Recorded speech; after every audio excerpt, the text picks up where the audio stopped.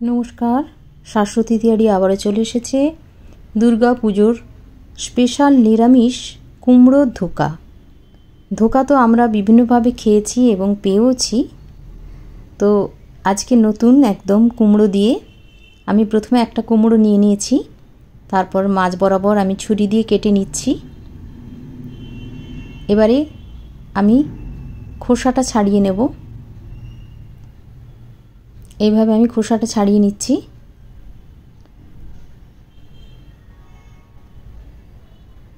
এটা একটু নতুন ধরনের, আপনারা দেখলে বুঝতে পারবেন, খেতে খুব ভালো লাগে। আপনারা অবশ্যই রেসিপিটি বানিয়ে আমাকে কমেন্টে জানাবেন কেমন লাগলো। খুব সহজেই ধোকা যেরকম আমরা খাই সাধারণত তার থেকে একটু আলাদা, কিন্তু খেতে দারুণ। বোঝাই যাবে না কুমড়ো দিয়ে করা হয়েছে। কুমড়োটা আমি এইভাবে খোসা ছাড়িয়ে তারপরে আমি ছোট ছোট করে কেটে নেব।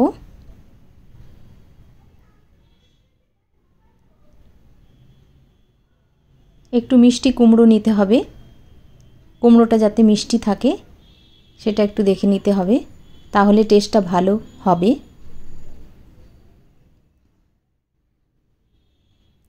নিরামিষ একঘেয়েমি খেতে খেতে ভালো লাগে না, তখন এইভাবে নতুন ধরনের রেসিপি বানালে ভালোই লাগে। আমার তো রেসিপিটা ভীষণ পছন্দ হয়েছে। এবারে মশলাটা বানিয়ে নেব। দুটো কাঁচা লঙ্কা দিলাম, তারপরে কুমড়োগুলো আমি মিক্সিতে ব্লেন্ড করে নেওয়ার জন্য আমি মিক্সিং জারে নিয়ে নিচ্ছি। এটা আমি ব্লেন্ড করে নেব।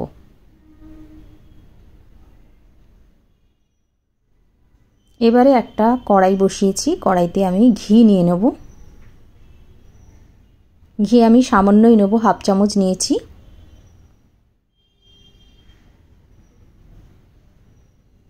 ঘিটা গরম হলেই আমি কুমড়োটা যেটা পেস্ট করে রেখেছি সেটা দিয়ে দেব। ঘিটা গরম হয়ে গেছে, এবারে কুমড়োর পেস্টটা আমি ঢেলে দিলাম।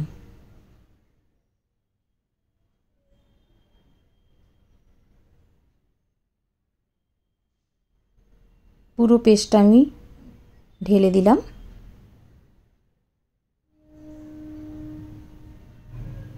এবারে আঁচটাকে কমিয়ে দিতে হবে, হাই ফ্লেমে করব না, এটা নাড়তে থাকতে হবে।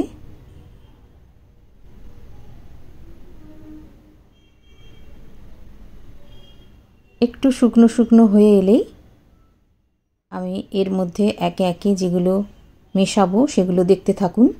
প্রথমে আমি বেসন দিচ্ছি। বেসন দিয়ে আমি খুব ভালো করে কুমড়োর সাথে মিশিয়ে নেব বেসনটাকে। বেসনটা আমি অল্প অল্প করে দেবো, যতক্ষণ না শুকনো একটা আঠা আঠা ভাব না আসবে ততক্ষণ আমি বেসনটা দিতে থাকবো। এখানে আমি 2 চামচ দিলাম, তারপরে আবারও যদি লাগে তাহলে দেব আমি। এবারে আমি নারকেল কোড়া দিচ্ছি। তারপরে আমি জিরের গুঁড়ো দিলাম, ধনের গুঁড়ো দিচ্ছি,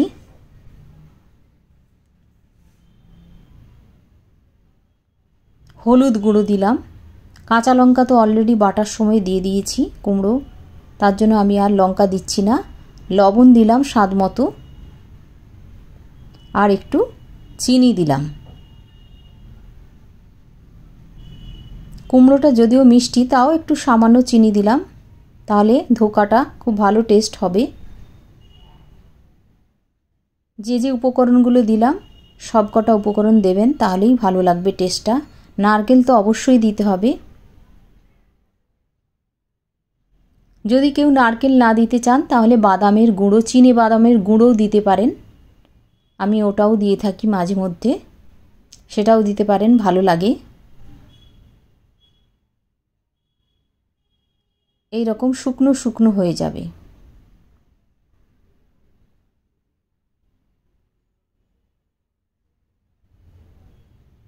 আমার চ্যানেলটিকে এখনও যারা যারা সাবস্ক্রাইব করে উঠতে পারেননি অবশ্যই করে দেবেন। তাহলে আমি এরকম নতুন নতুন রান্না আপনাদের সামনে আনতে পারবো। এবং আমাকে কমেন্টে জানাবেন আর কি কি আপনারা দেখতে চাইছেন।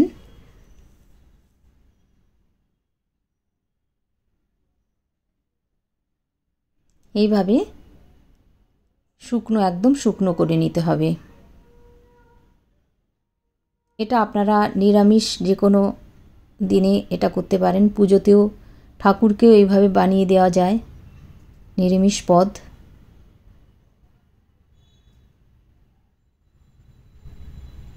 একদম শুকনো শুকনো হয়ে গেছে।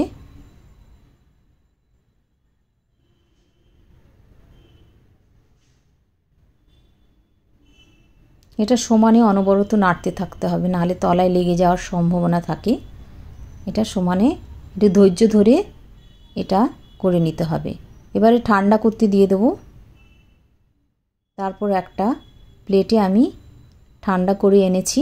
এবারে হাত দিয়ে আমি চেপে চেপে জল নিলাম, জল হাত করে আমি চেপে চেপে ধোকাটা তৈরি করব।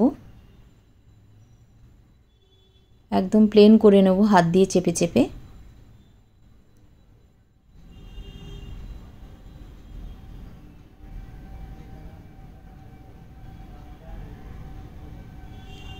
এইভাবে চেপে চেপে আমি তৈরি করছি।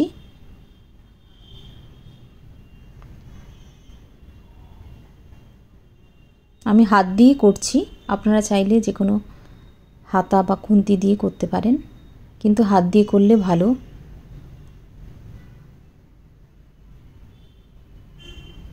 আপনারা চৌকো শেপ করতে পারেন। আমি একটু বরফি শেপে করেছি। চৌকো শেপ করলে সুবিধে, তাড়াতাড়ি হয়ে যায়।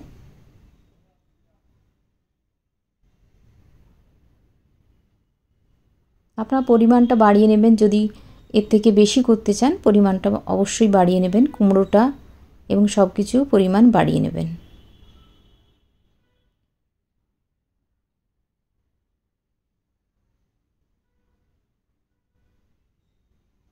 হয়ে গেছে। এবারে আমি ছুরিতে একটু ঘি মাখিয়ে নিয়েছি যাতে ছুরিতে না লেগে যায়। আমি এরকম পিস পিস করে কেটে নেব। আমি বরফির আকারে কাটতে চাইছি, দেখা যাক বরফিটা কতটা হয়।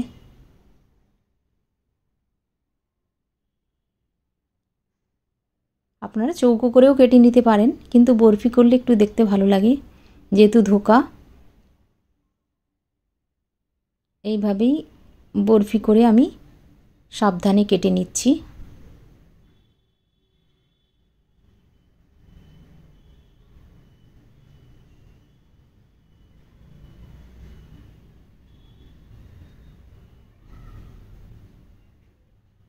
এইভাবে চৌকো চৌকো করে আমি বরফির আকারে কেটে নিচ্ছি।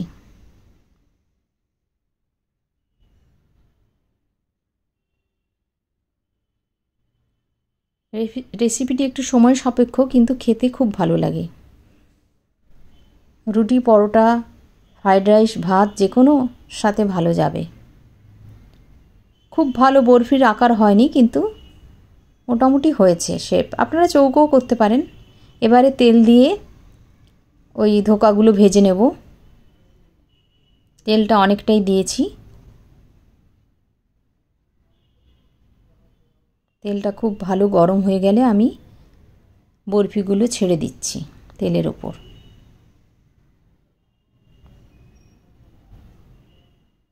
লাল করে ভেজে নিতে হবে বরফিটা।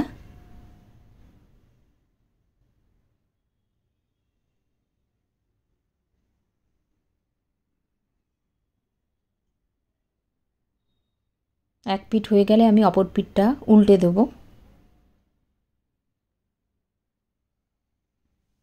কুমড়ো না বললে কেউ জানতেই পারবে না এটা কিসের ধোকা। যেসব বাচ্চারা বা কুমড়ো যারা খেতে চায় না, এইভাবে বানালে খেয়ে নেবে, কিছু বুঝতেই পারবে না।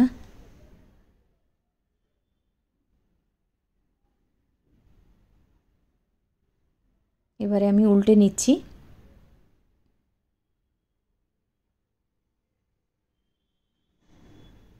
এভাবে লাল করে আমি ধোকাগুলো ভেজে নেব।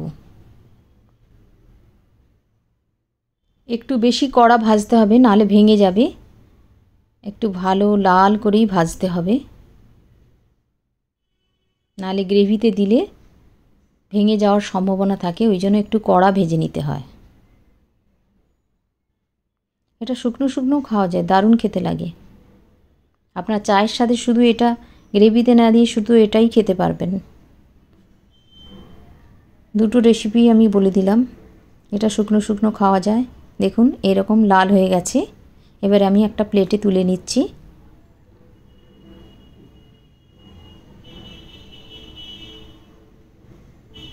বাইরে ঢাকির আওয়াজ বাজছে। পুজো শুরুতে এই রেসিপিটি আমার ভালো লাগলো, তাই আপনাদের সঙ্গে শেয়ার করলাম।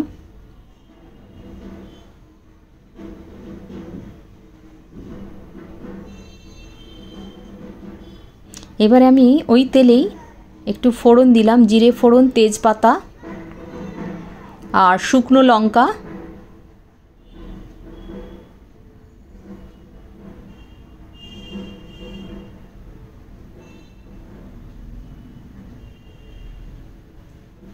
দেওয়ার পর একে একে আমি মশলাগুলো দিয়ে দেবো। এখানে আমি জিরের গুঁড়ো 2 চামচ নিয়েছি, আর ধনের গুঁড়ো 2 চামচ, লঙ্কার গুঁড়ো আমি 1 চামচ নিয়েছি, হলুদ 1 চামচ,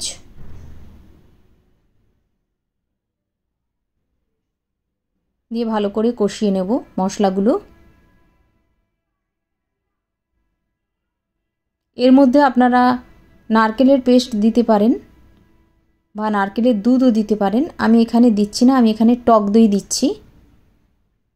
টক দই জল ঝরানো, এটা ফেটিয়ে নিয়ে আমি দিয়ে দিলাম। এটা একটু টক মিষ্টি স্বাদ আসবে। যেহেতু আমি ধোকার মধ্যে নারকেল দিয়েছি, তার জন্য আমি আর এখানে নারকেলটা দিলাম না। আপনারা চাইলে দিতেই পারেন।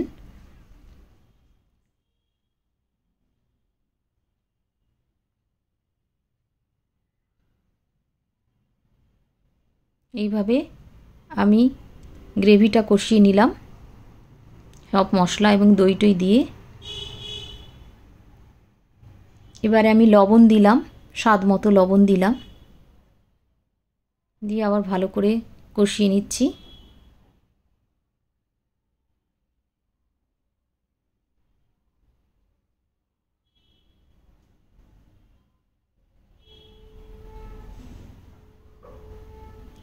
এবারে আমি ধোকাগুলো দিয়ে দিচ্ছি।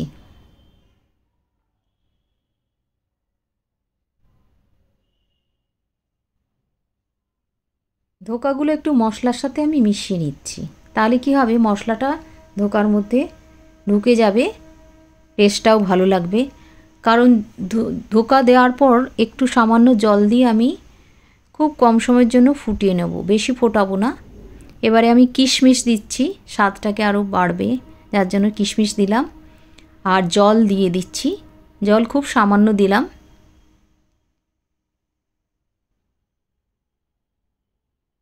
দিয়ে এটা একটু নেড়ে দিচ্ছি।